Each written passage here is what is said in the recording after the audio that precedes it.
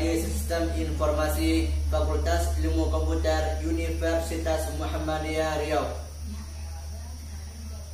Baiklah, kali ini saya akan membuat suatu video yang bertemakan ibadah maliyah.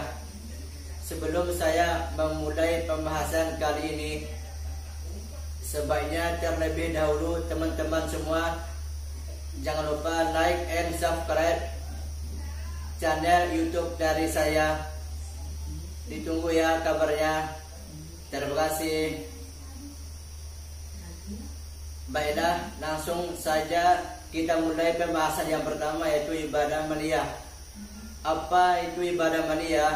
Ibadah maliyah adalah ibadah yang dilakukan dengan menggunakan harta benda. Seperti contohnya haji, umroh, zakat, infak, sedekah, fidyah, kafarat, kurban, akikah, dan lain sebagainya. Dan yang kedua yaitu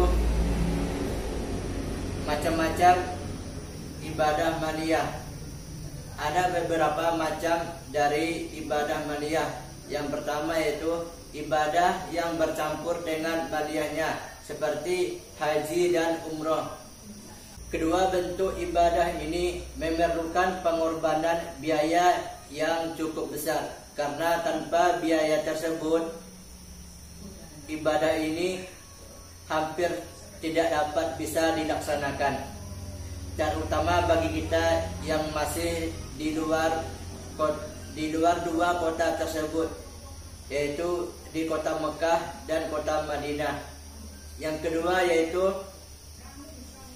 ibadah maliyah yang berupa harta saja, seperti zakat, infak, dan sedekah. Yang ketiga yaitu urgensi ibadah maliyah. Yang pertama, membersihkan hati dari kotoran kebakilan, keserakahan, kekejaman, dan kezaliman terhadap kaum fakir miskin. Dan yang kedua, berfungsi ekonomi.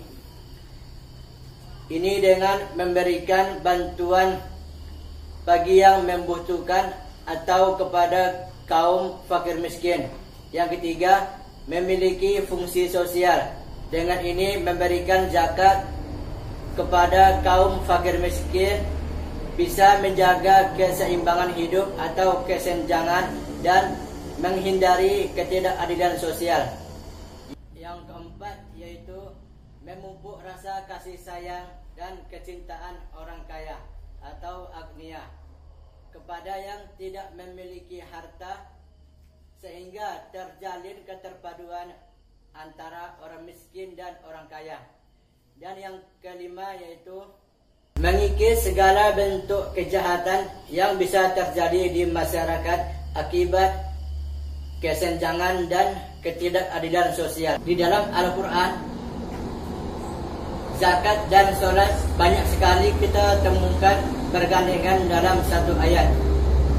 Ini menunjukkan bahwa urgensi zakat sama dengan urgensi sholat. Abu Bakar As-Siddiq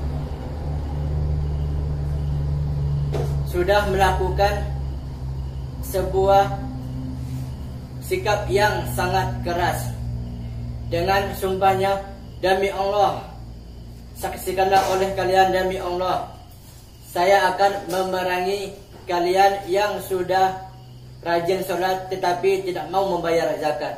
Yang keempat yaitu hikmah menjalankan ibadah maliyah. Ibadah maliyah memberikan keberkahan baik kepada orang miskin selaku penerima maupun orang kaya atau para agniya. Yang pertama dari hikmah menjalankan ibadah maliyah yaitu bagi si kaya, sesuai dengan fungsinya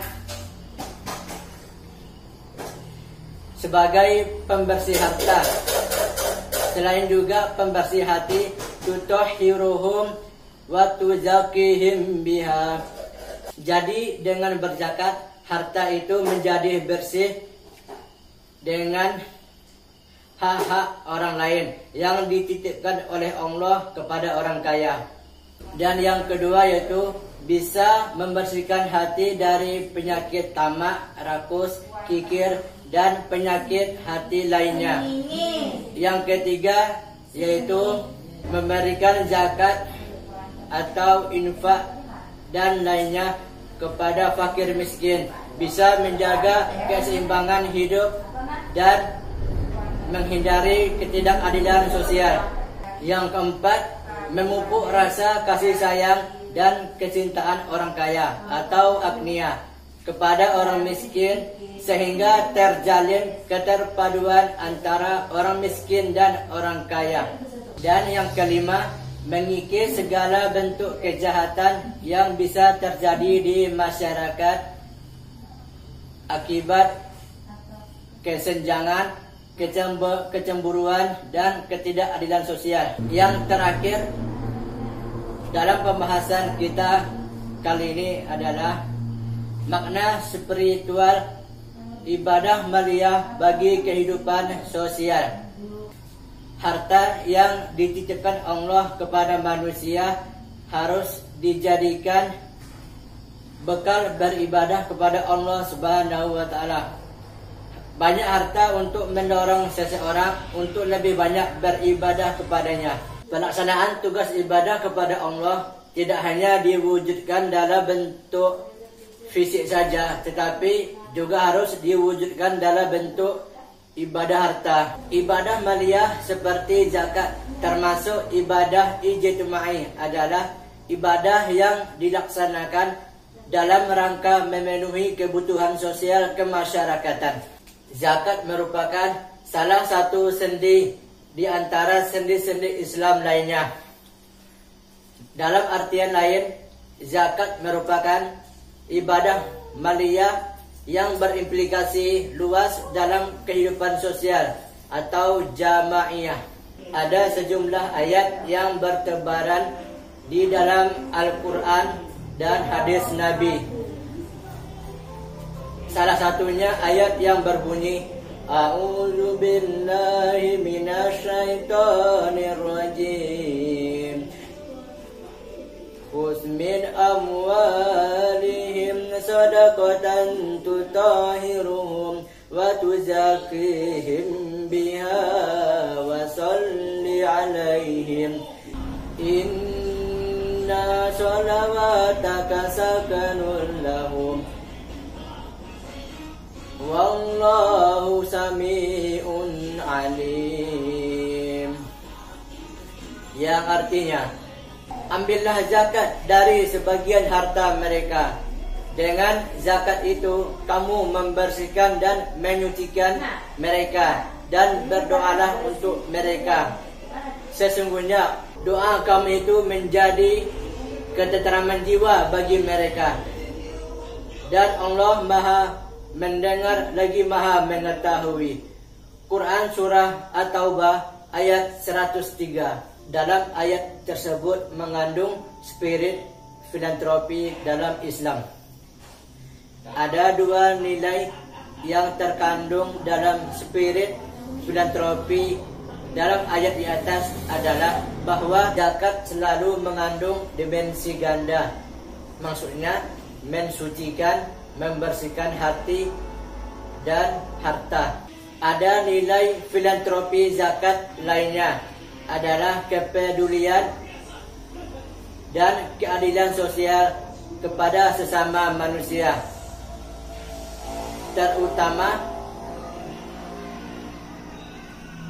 bagi mereka yang menjadi sasaran filantropi dalam Islam, yaitu orang-orang fakir, orang-orang miskin, pengurus-pengurus zakat, mu'alaf yang dibujuk hatinya, memerdekakan budak, orang-orang yang berhutang untuk jalan Allah, dan untuk mereka yang sedang dalam perjalanan.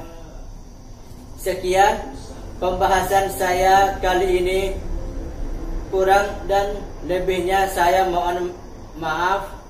Bila ada kata-kata saya yang salah, yang benar datangnya dari Allah, yang salah datangnya dari saya sendiri.